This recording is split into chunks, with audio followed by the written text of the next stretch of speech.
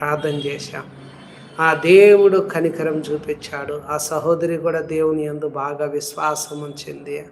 ఆశ్చర్యరీతిగా ఆమె ప్రార్థన మనస్ఫూర్తిగా సహోదరి ప్రార్థనలో ఏకీభవించింది. దేవుని యందు విశ్వాసం ఉంచింది.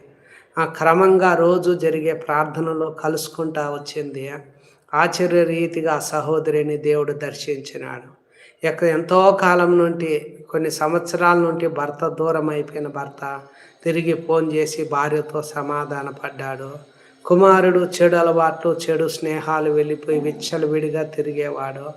వారి కుమారుని కోసం కూడా ప్రార్థన చేసినాము. ఆ కుమారుడు కూడా ఆ చెడు అలవాట్లు, చెడు స్నేహాలన్నీ వదిలేసి తల్లికి లోబడుతూ కుటుంబం పట్ల బాధ్యత కలిగి నడుచుకుంటున్నాడు.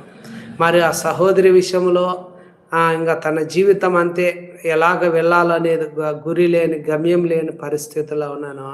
ఆమె జీవితంలో దేవుడు గొప్ప కార్యం జరిగించినాడు.